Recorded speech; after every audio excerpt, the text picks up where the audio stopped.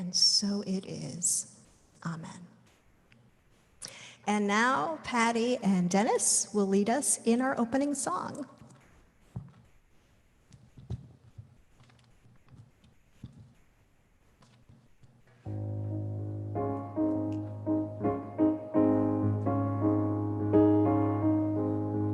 Good morning, Unity. Happy people don't cheat. Happy people don't lie. They don't judge or hold a grudge, don't criticize. Happy people don't hate. Happy people don't steal. 'Cause all the hurt sure ain't worth all the guilt they'd feel. If you wanna know the secret, can't buy it, gotta make it. You ain't never gonna be it by taking someone else's away. Never take it for granted. You don't have to understand it. Here's to whatever puts a smile on your face. Whatever makes you happy, people. Happy people don't fail. Happy people just learn. Don't think they're above the push and shove. They just wait their turn. They always got a hand or a dollar to spare. Know the golden rule, what you're going through, even though they've never been there. If you want to know the secret, can't buy it, gotta make it. You ain't never gonna be it by taking someone else's away. Never take it for granted. You don't have to understand it. Here's to whatever puts a smile on your face. Whatever makes you happy, people.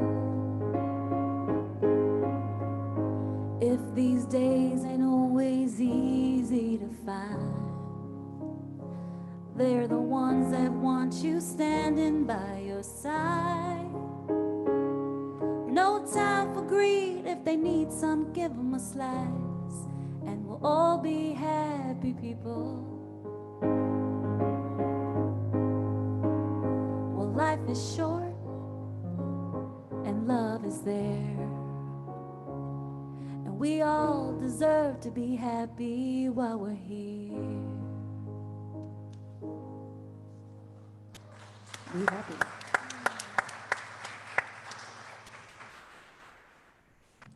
What a beautiful way to begin our Sunday service. Thank you, Patty and Dennis.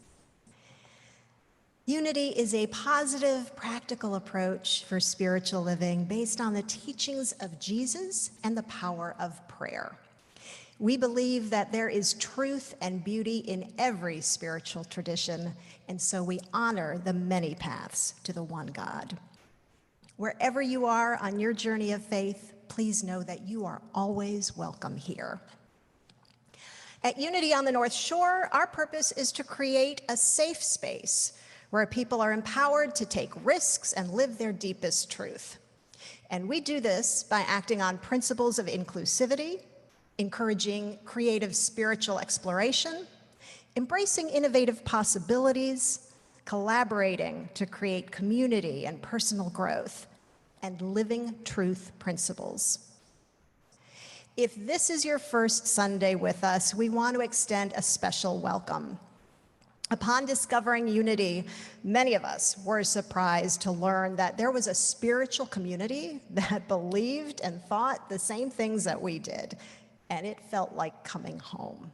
I know that was true for me and for my husband, John. We hope that your involvement today and your experience this morning is equally powerful and that you will return. Next up, Patty and Dennis are going to lead us in this morning's group song.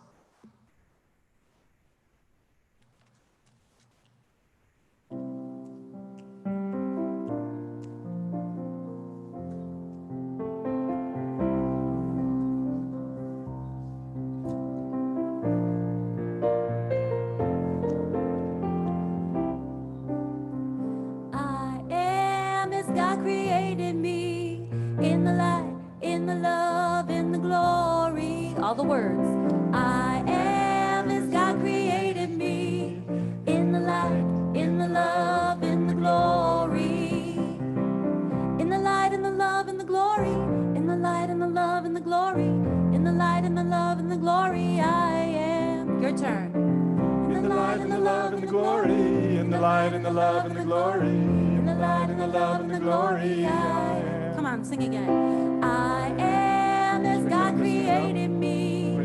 In the light, in the love, in the glory. I am as God created me. In the light, in the love, in the glory. In the light, in the love, in the glory. In the light, in the love, in the glory. In the light, in the love, in the glory, I am. In the light, in the love, in the glory. In the light, in the love, in the glory. In the light, in the love, in the glory, I am. One more time. I am as God created me. In the light, in the love, in the glory. I am as God created me. In the light, in the love, in the glory. In the light, in the love, in the glory. In the light, in the love, in the glory. In the light, in the love, in the glory, I am at home. In the light, in the love, in the glory. In the light, in the love, in the glory. In the light, in the love, in the glory, I am. In the light, in the love, in the glory. In the light, in the love, and the glory, I am.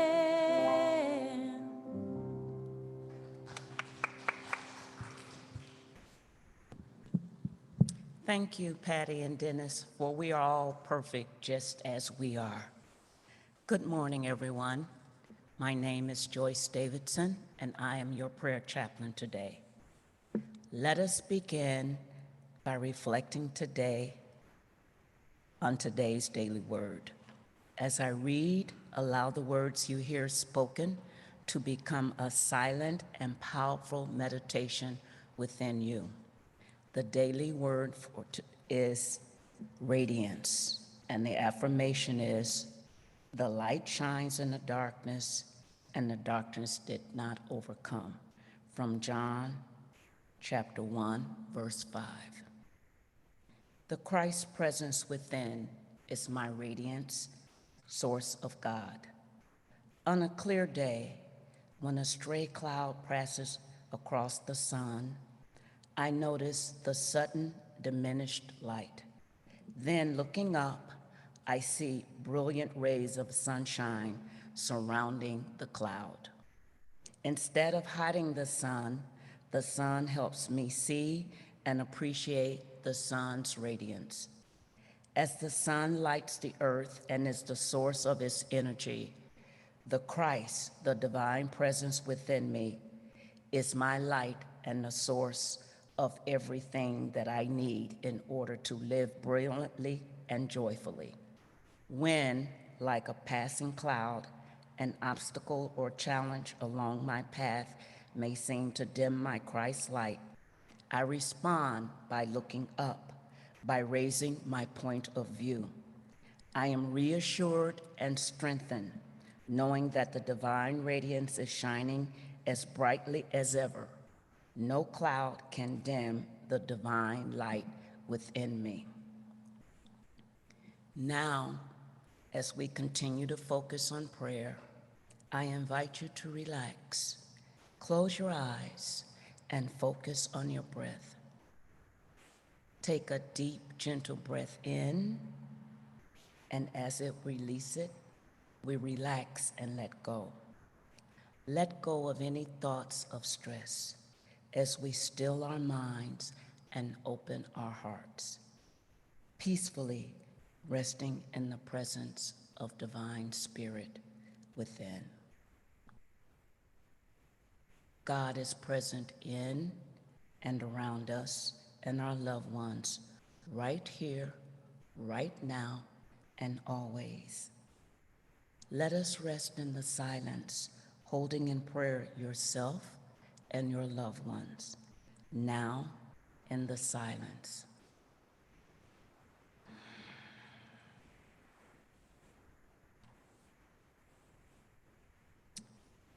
Dear Holy Spirit, the love of God enfolds us. God loves us in this very moment, just as we are. We do not have to change ourselves or perform some special task in order to earn divine love. For as a child of God, we are loved freely and completely. God's love for us is always present. Therefore, our actions in the past cannot deprive us of God's love. Through His infinite love, we are continually encouraged to do better. We affirm that the past is over and God upholds us in doing our best right now. God's love surrounds us and enfolds us, uplifting us at all times. We are one with His love, and it flows through us like a cleansing stream, healing past hurts. Enfolded in God's love, we are at peace. And so it is. We let it be. Amen. I now invite you to request a personal prayer. For those of you who are here in the sanctuary in person, I want to remind you that you can place your written prayer requests in the prayer box at the back in the sanctuary. For those of you online, you may enter prayer requests in the chat box and or use our website prayer link, which will also be posted there. All prayer requests will be prayed over for 30 days by our prayer team, followed by an additional 30 days of prayer from Silent Unity at Unity Village. Also, now that we are back in the sanctuary, prayer chaplains will be available after service in the back of the sanctuary at the prayer candle. And now we return to Patty and Dennis for more inspiring music. Thank you.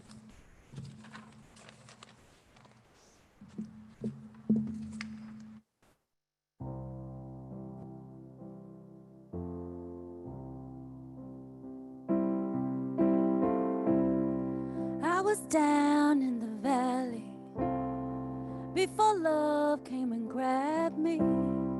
Never thought I'd see the sun again. Without no hesitation, you became my resurrection. All the light that came shining in. Now I've got beauty for ashes, and I've got joy for mourning, and I've got praise for heaviness. Love is a miracle. And I've got beauty for ashes, and I've got joy for mourning, and I've got praise for heaviness. Love is a miracle. This is more than religion. Glad I made my decision. Hope reversed the curse I was walking in. Now I'm dancing on my old clothes. Where love leads me, I will follow. You gave a light that the darkness can't comprehend. Now I got beauty for ashes. I got joy for mourning. I got praise for heaviness. Love is a miracle. And I've got beauty for ashes. I got joy for mourning. And I've got praise for heaviness. Love is a miracle. I remember the light within me. I remember when my heart said yes. I can feel the love all around me. I am ready to receive. I say yes. Open up your heart with me and say yes.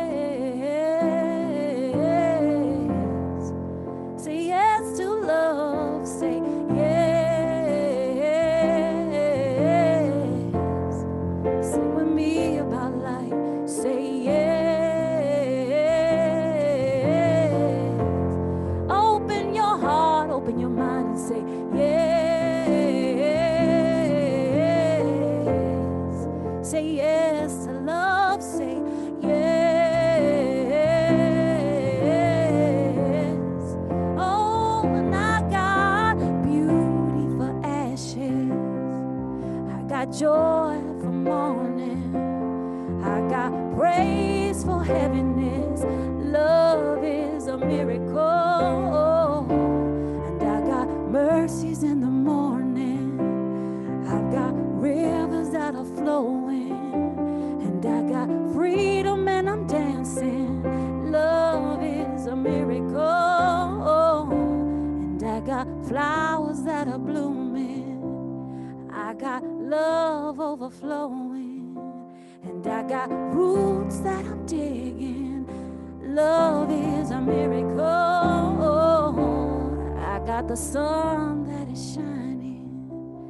I got mountains that I'm climbing. I got my soul that is rising. Love is a miracle. You say yes.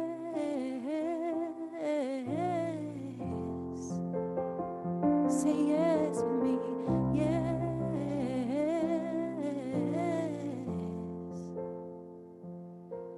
Say yes.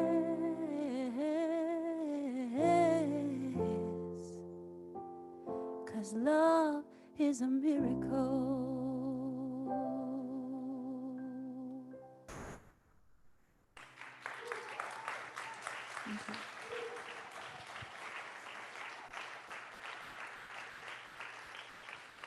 Yay, Patty. Yay, Dennis. So I want to reiterate the lyrics of that refrain because they are so beautiful. That's like where we're headed in this whole series. Patty found that song, and it really captures kind of how I want us to be able to hold the losses and the endings of our life. So beauty for ashes. Did you catch that? So right away, we're sort of in the, you get it. Joy for mourning. It took me about 3 times through to realize it was mourning. I have joy in those spaces in my heart where I'm open enough to really fully experience mourning, and grace for the heaviness. So that's just, I am so grateful to you for that song. I've been listening to it all week long. I think it's a really rich way of looking at unity teachings and understanding. I was thinking back when I was first introduced to unity teachings, positive spiritual living, positive practices for spiritual living, and how beautiful that truth was for me, especially as I began to really live into it a little more fully. See if you have had the same experience. You really began to understand that the thoughts that you were holding were actually creating some circumstances in your life or perpetuating some things that you really weren't happy about. And it took a while for me to sort of recognize that in prayer and through affirmations, where I'm positively stating the outcomes that I wanted to, that I am a loving child of God, that I can experience prosperity. As I began to hold those kind of thoughts, my world began to change. And it was sort of the beginning of a deeper understanding of what faith means. Here's the trick, though. There comes a point where it's like, okay, I'm looking at my life, I'm looking at the results that I'm getting, and there's something that needs a little tweaking. It's not quite right. What am I doing? What am I thinking? What do I need to change so that I don't attract that experience into my life, right? And we start to think that we can control everything about our life experience, and if it doesn't come across as positive and uplifting, then something we're doing is wrong, and we can change that. We have the power to do that. There's a deeper sort of subtle way of expressing these positive practical teachings that isn't that kind of spiritual bypass. You know what I'm saying? Like there's a point at which we are all going to move through experiences in life that are painful. We're going to experience loss. We're going to experience endings. That's just a part of the human experience with us. Now, whether or not we suffer through those, that I believe we have some choice around. But the actual experience of moving through them invites us to hold them in a different way, right? To not sort of think, okay, if I just pray hard enough, if I just have the perfect right thought, that I'm going to be able to skip over those parts of life that I find painful or that are hard for me. That's not what unity teaching really, the deeper teaching is really about. The deeper teaching is to be present to the fullness of life. When I first discovered that, in a lot of my writing, I found myself using that term, the fullness of life, of human experience. When I can be fully present to the fullness of those experiences, the ones that are painful, the ones that are joyous, the full spectrum of life, that's when I can really begin to know and understand the power of Spirit moving in my life at a deeper level. It's not trying to tiptoe around and skip over the bad stuff or blame myself for things that I think are negative or going wrong. It's bringing a different context to it so I can recognize what's real, what's in front of me, and know that I have the resources and the strength and the sort of spiritual power to invoke that I can create my experience out of that. Not go around it, but almost through it and as it. It's not happening to me, through me and as me. That's another one of those little unity perspectives that take it to that deeper level. So there's a beautiful, and I know you'll know this, to everything, turn, turn, turn. There's a seat. You know that? Okay, that's an Ecclesiastes quote out of chapter 3 that I know you've heard, but I want to read it to you again, and I want you to listen now through sort of the lens of how much this really speaks to the endings that we experience in life, right? Those are present no matter what. For everything there is a season and a time for every manner under heaven, a time to be born and a time to die, a time to plant and a time to pluck up what is planted, a time to kill and a time to heal, a time to break down and a time to build up, a time to weep and a time to laugh, a time to mourn and a time to dance, a time to throw away stones and a time to gather stones together, a time to embrace and a time to refrain from embracing, a time to seek and a time to lose, a time to keep and a time to throw away, a time to tear and a time to sow, a time to keep silence and a time to speak, a time to love and a time for hate, a time for war and a time for peace. There's some unity, there's some language in there that we wouldn't think of as unity. A time to kill, a time to hate. And yet in our human experience, what we know is that a part of our living into the fullness of life is to be able to be present to those, to be present to even the evil that we see in the world, the negative that we see in the world, but to be able to sort of bring a different kind of energy or perspective or intention to it that's not about running away or not about dodging fear, but it's about sort of standing in that place, taking the risks to be present to it and allow it to sort of heal and transform and express in a different way. So it's not that we're pushing against it. It's not that we're projecting it out on somebody else. It's that there's a way to hold those energies of ending that is transformative. There's a way that we can, I'm trying to think if there's this beautiful word that, this series is being inspired by a book called Necessary Endings. That's where I got the title for the series, by Dr. Henry Cloud. And his whole premise is that as we normalize the endings that we experience in life, then we can shift all of that energy is about pushing against or denying or trying to make it be something different and be present to it in a way that really change our perspective, right?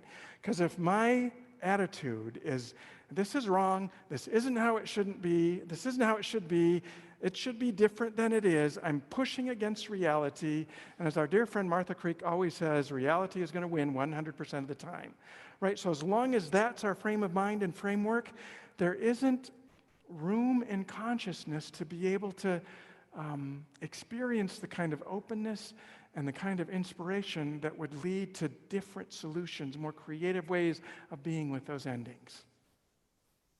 So let's see, what do I want to make clear? First, I want to kind of go a little bit deeper into kind of the human experience that we have, the resistance we have to really maybe taking on or undertaking some of the endings that would actually be more fruitful and productive for us to move through from that higher level perspective, from that higher consciousness, right? And talk about some of the ways in which that actually gets in the way with us, that human tendency to push back and resist or maybe dance around a little bit or pretend it's really not happening, or we have all these sort of coping mechanisms that are about dodging the really main question that would be different. And Dr. Henry Cloud suggests that those coping mechanisms show up in these ways for us. So I'd like you to think through just hold in mind an ending that you have experienced. It might have been a really healthy ending, or it might have been one that you were resistant to. And it doesn't have to be a big thing. It doesn't have to be a life-changing thing. It can be just an attitude that you were changing, that you're bringing into. It could be something as big as a relationship or a job that you realized just wasn't a fit anymore, and you had to change. But there was something in it that was yucky, and you were kind of stuck and mucky. See if one of these wasn't kind of a piece of it that was part of your resistance. And I'm open to the wrong page. Here we go. Hang on too long when we should end something now, right? So that a little bit of procrastination. Tomorrow, I'll get to that later. I'm thinking of a relationship where I went back 3 and 4 and 5 times to a relationship that we both knew wasn't good for us. But, we're just hanging on too long. We don't know if an ending is actually necessary, or if it, or he says, he is fixable. The other person is fixable, right? We're sort of sitting in this doubt about, is this really the right choice or the right decision? And we'll talk about later in the series, we'll talk about how you discern between those.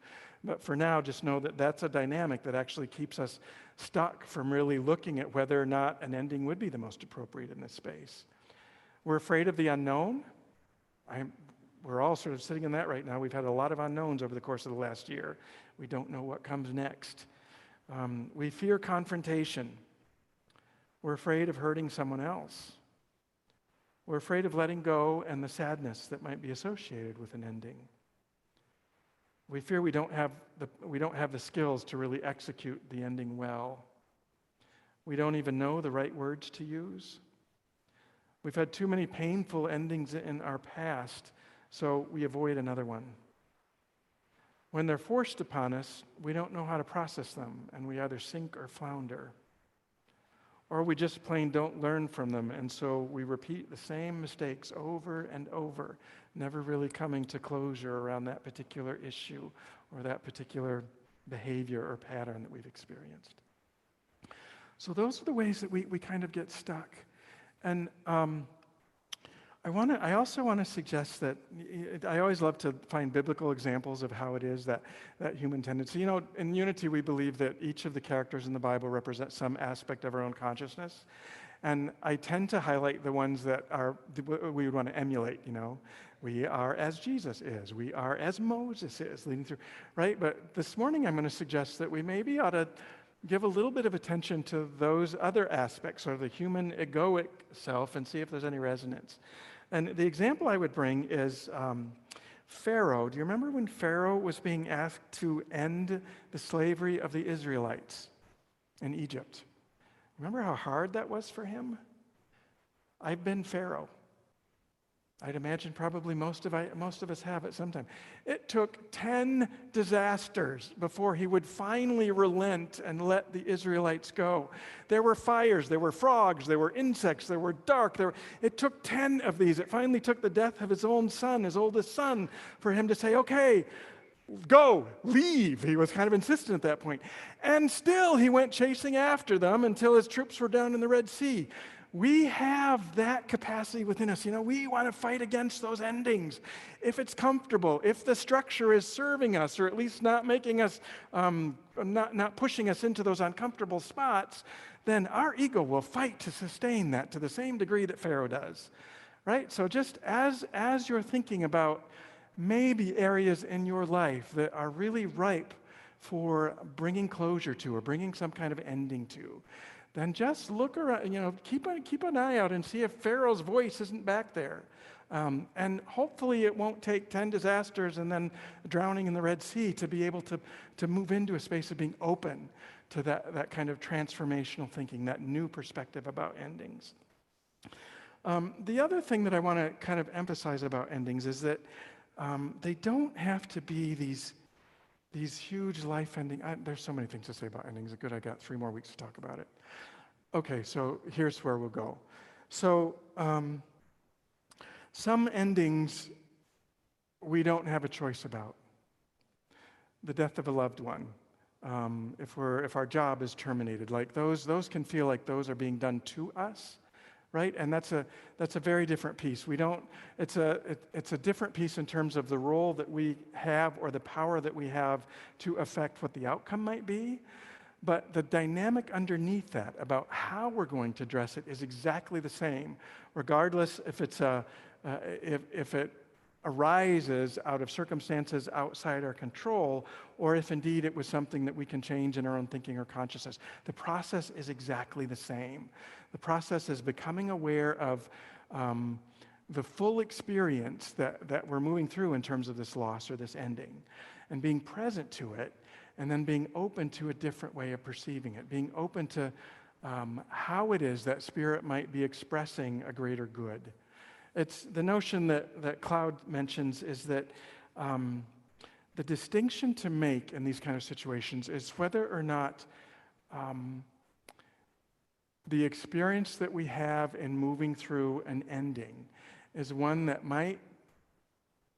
we might experience hurt. It might actually be hurtful. That's different than being harmful. There's a distinction between sort of hurt that is a part of a healing process and harm that is going to perpetuate or exacerbate the condition, right?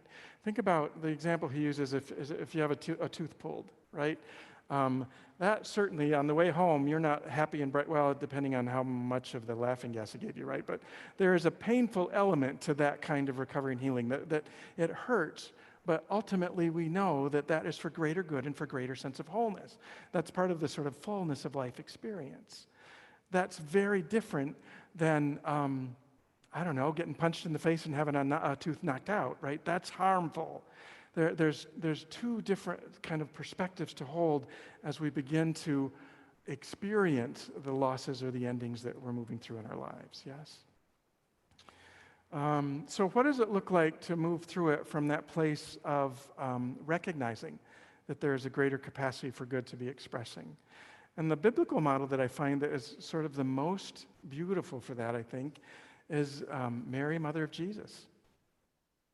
Through the endings that she experiences in her life, and there aren't a lot of them. Mary doesn't show up in the Bible all that much. Certainly she's a major figure in the nativity story.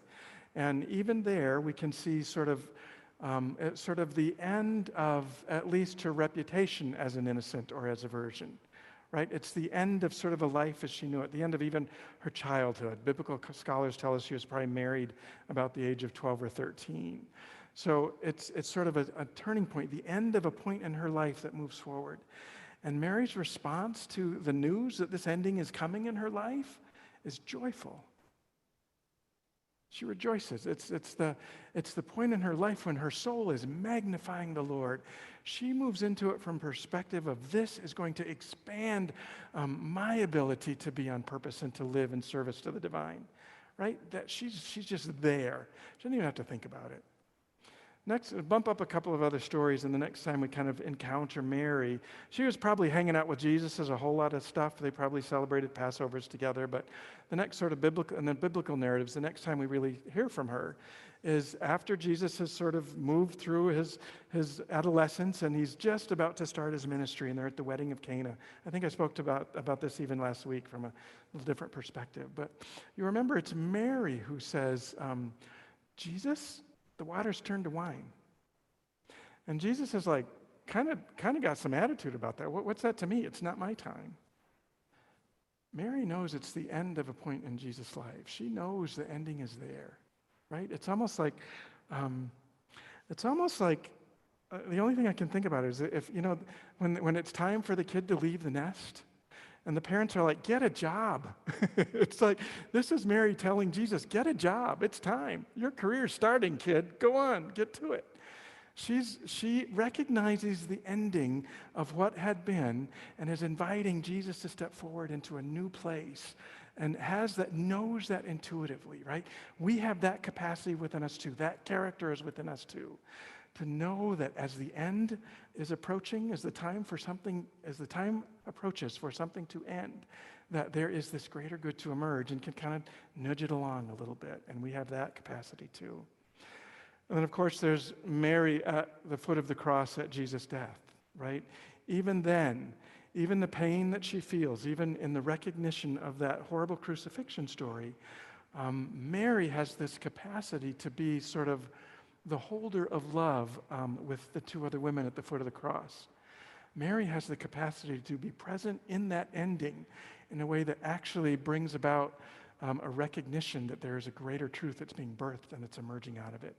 Something has to end before greater good can emerge. That's true sort of across the board. Something must end before something new can be born.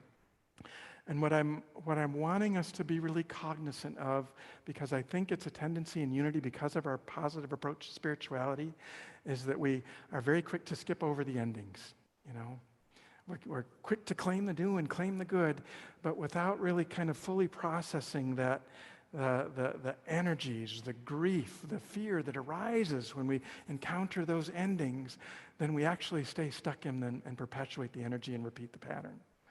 So as we move through, as you move through endings in your lives, what I would invite you into is a greater acceptance of the real human experience that's emerging, with also that conviction that there is, what were the lyrics? Light in the ashes, beauty in the ashes. There is joy in the morning, and there is love as a miracle. That's sort of the space that we can hold, the faith that we hold, even as we stand true and fully experience the fullness of that humanity experience. So what I'm hoping we achieve over the course of these next few weeks when we're talking about endings is that we come to a space where we recognize that the seasons of life that we talked about in Ecclesiastic, that endings are a part of those seasons, that as we normalize those, that we actually open to a space and consciousness when we can experiencing them differently, where we're not coming at them from resistance, but from a kind of acceptance of what is and a receptivity to what can be. So as we prepare for meditation, you know what I was noticing this morning? Anybody, we got some gardeners, right? You all know tulips? What's the season for tulips? Spring. We've had these tulips up here since Jesus resurrected at Easter. I'm thinking it's time that those move along. So by next week, well, we're not, no. See, there I am, wanting to rush too quickly to the good, right? That there's a space for void. There's a season in our lives for emptiness, for allowing. So as we sort of put the tulips aside, don't worry, they'll be back in another spring, another season.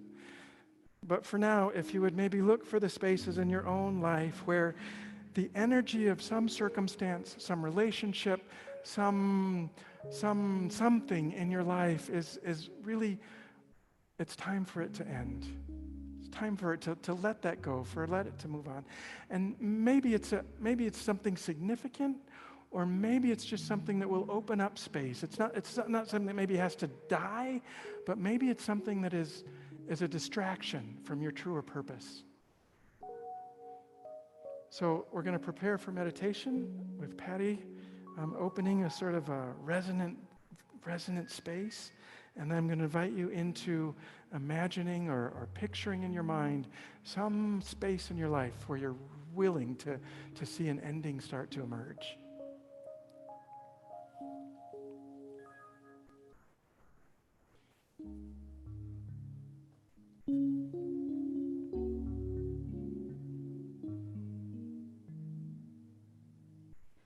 Please let me feel inner peace from my center, at the center of me. Please let me feel inner peace at the center of me. My heart is open. I am aware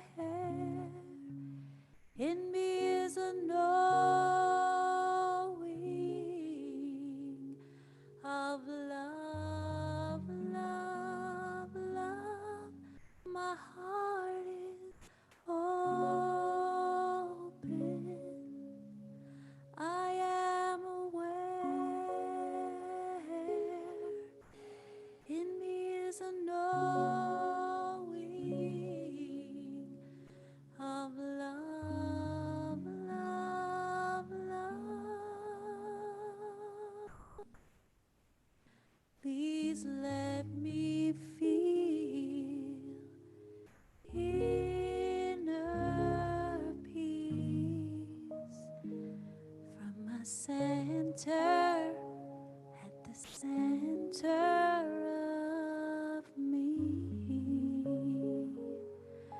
Please let me feel inner peace from my center, at the center of me.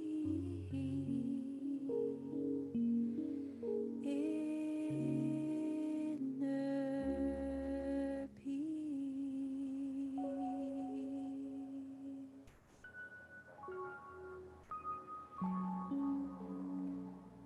So as we relax more fully into this space of peace and knowing, I invite you to breathe deeply.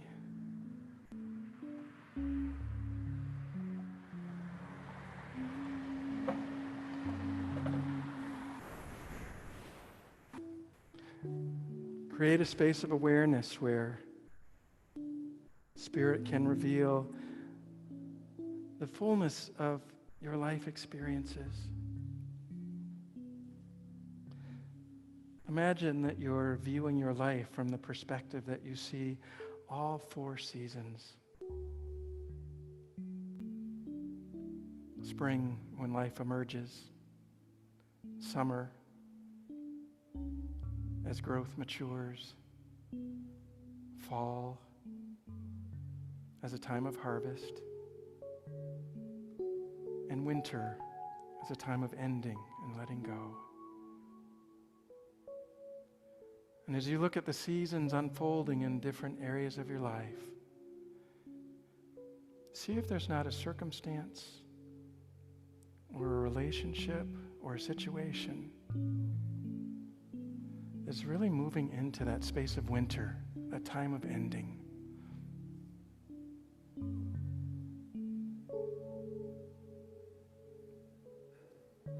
Maybe it's a relationship that no longer serves you. Maybe it's a task or a chore that has become so routine that you hardly notice how much energy it really drains.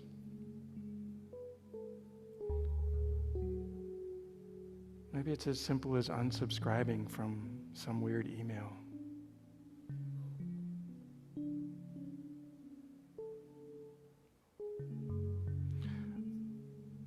But as you identify this dynamic that is really ready to move into a space of ending, of letting go, of releasing, of dying back, I invite you to just be fully present to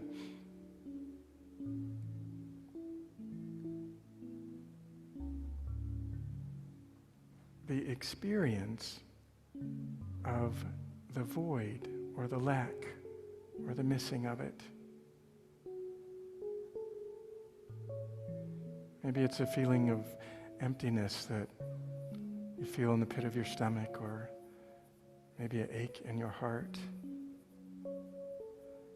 Or it's possible it might even be a sense of brightness or freedom, a glimmer of something new emerging. Whatever it is, just be fully present to that.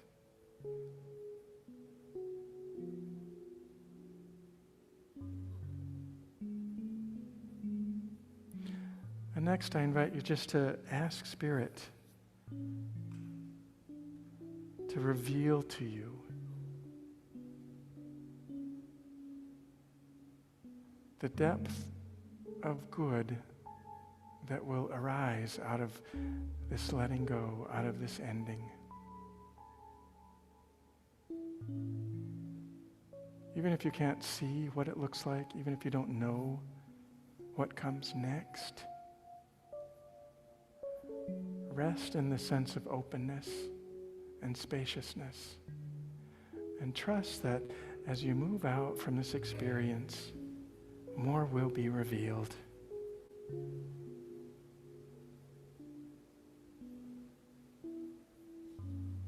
For now,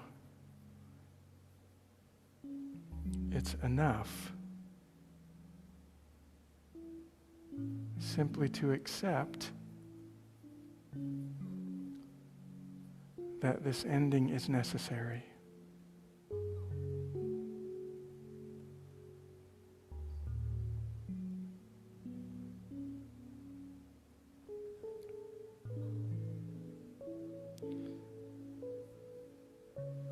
So I invite you to breathe in deeply. We'll take 3 breaths together. Inhale and exhale.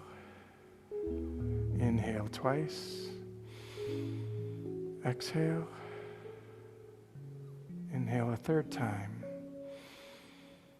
And exhale. And we close affirming that there is beauty in the ashes. There is joy in the morning. There is grace in the heaviness. And that love is the miracle. So it is, and so we let it be. Amen.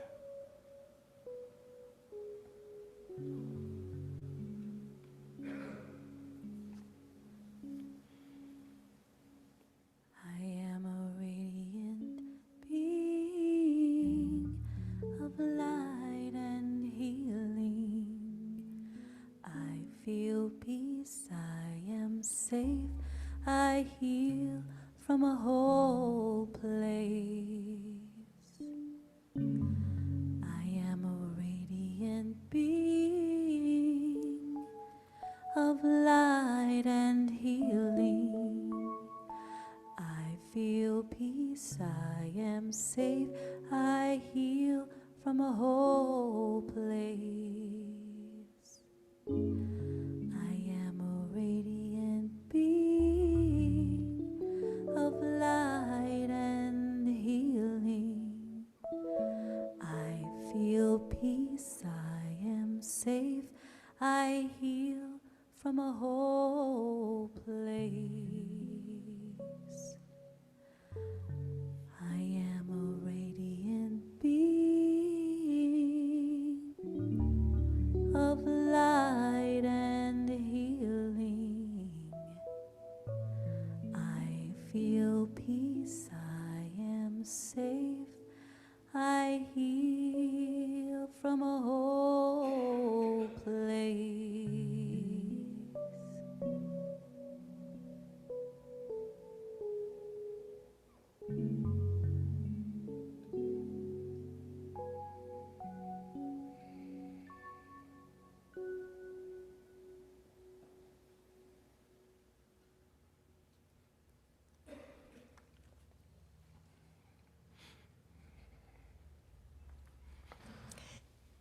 The time in our service now when we receive and bless the gifts and offerings that support everything we do in this ministry. There is so much abundant good that's shared with Unity on the North Shore, and that certainly was evidenced last night at the fabulous Words of Wisdom event. Thanks to the organizers who helped with that event, particularly Sharon Myers, Kristen Kenefick, Reverend Christina, and Lisa McDonald. We also want to thank the amazing writers who courageously shared their stories and the artists who illustrated them. Thanks to Alyssa Foster and Jay Baglia, who brought us more music with the Quarantones, and to the live stream team, really everyone who participated in some way. I know some of us participated via Zoom from home, which was a lot of fun, and I know many of you showed up here in the sanctuary, so thank you for participating. It's a beautiful example of how we at Unity on the North Shore, we take some risks, we live truth, and we create a deeper sense of community. So let's invoke that great energy, that collective energy, as we bless the financial gifts that we're about to give and receive. Here are 3 simple ways to give. First, you can text the word GIVE to 815-827-6052. Again, 815 827-6052. You can also mail a check to Unity on the North Shore at 3434 Central Street, Evanston, Illinois, 60201. You can give online at our website, www.unityns.org. And for those of you who are here in the sanctuary, you can leave your gift in the bowl in the very back before you exit. So join me now in speaking our prosperity declaration. Should be on the screen. There we go. Divine love as me blesses and multiplies all that I am, all that I have, all that I give, and all that I receive. So it is. Thank you, Patty and Dennis. Thank you, live stream team. A lot of work goes into bringing this Sunday service to you virtually. And thanks to all of you, whether you're participating here in the sanctuary or you're joining us via Zoom, we are so blessed to have your presence as part of our experience today. So before you leave, we have a few announcements to make. First, this Wednesday is our in-person midweek meditation. It continues, and this Wednesday is going to be facilitated by licensed Unity teacher Candace Lucas. It's going to be here at 3434 Central Street, and hopefully if the weather participates, which it looks, oh, that's not correct. Oh, Reverend Christina is going to be hosting this Wednesday. So you need to register in order to get the correct information. Okay, so please register. Do not show up here. Register, because Reverend Christina is going to be facilitating this. She has a beautiful garden at her home. And so if you go online to unityns.org, you'll be able to get a link with the information for this Wednesday's meditation. Thank you for the update. Yeah, I know. This is a great, the Wednesday meditations are a great opportunity for us to just press reset in our week and just get some rejuvenation during the work week. So I encourage you to register for this Wednesday's program. Secondly, now that we are meeting in person, our virtual garden chat has moved to Mondays at 5 p.m. Sharon Myers continues to share a recipe and facilitate a discussion about the previous Sunday's sermon. And so remember that there is a new link to register for the garden chat. If you're having any trouble accessing Monday's online garden chat, you can visit our website, unityns.org, and get that correct link emailed to you right away. And as always, please stay in contact with us. You can check our website, our Facebook page, our Instagram or YouTube for more great content to support you in your spiritual growth and development. And the best way for you to stay connected is to subscribe to our weekly email blasts. I love getting the shoreline from Reverend Kurt. It's a wonderful way to just rejuvenate myself during the week. So I highly encourage you, if you're not getting that newsletter, to sign up for it now. And finally, a quick update. We have not completed the season of the pandemic, unfortunately. So as we continue trying to work through this ambiguity, we're going to ask that for next week and ongoing until further notice, that if you are coming into the sanctuary to worship with us, that you wear a mask. We expect you'll need to wear a mask next weekend, perhaps based on the CDC guidelines. So just have that with you in case that's the reality of the situation. And now, finally, Patty and Dennis are going to lead us in the peace song, followed by Joyce with our prayer of protection.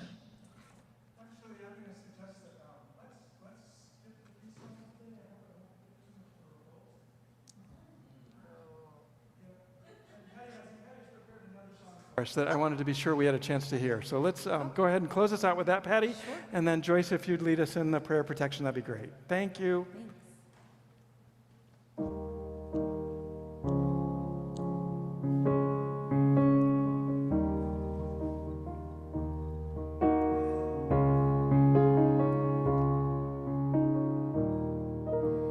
Welcome wonder, brilliance and grace. Welcome joy, satisfaction, pleasure and strength. Welcome essence, beauty, presence, time, spirit, form and space.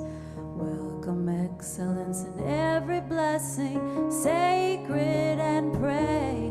What I seek I am, what I want to know I understand. All I wish I could I can, who I want to be I am. What I seek I am, what I want to know I understand. All I wish I could I can, who I want to be I am, I am.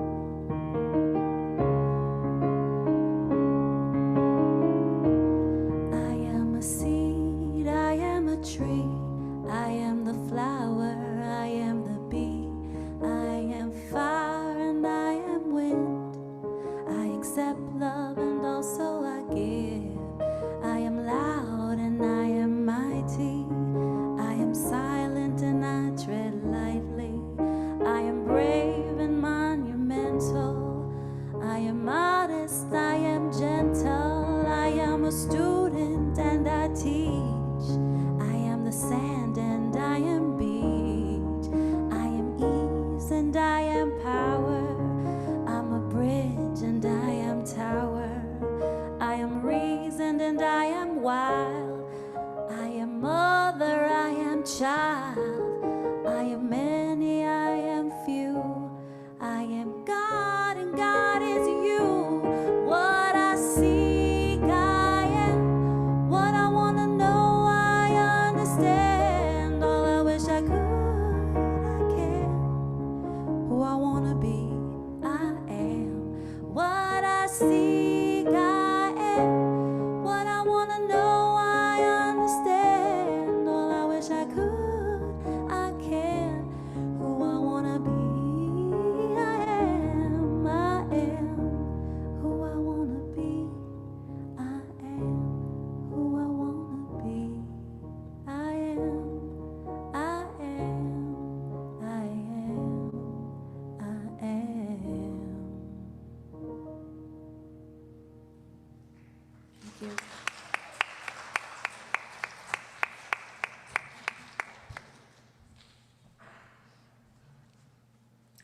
Now let us join together in saying the prayer of protection. The words are on your screen. The light of God surrounds us. I am light. The love of God enfolds us. I am love. The power of God protects us. I am power. The presence of God watches over us. I am presence. Wherever we are, God is. I am divine. Happy Sunday, everyone. Thank you for being here, and blessings for the week.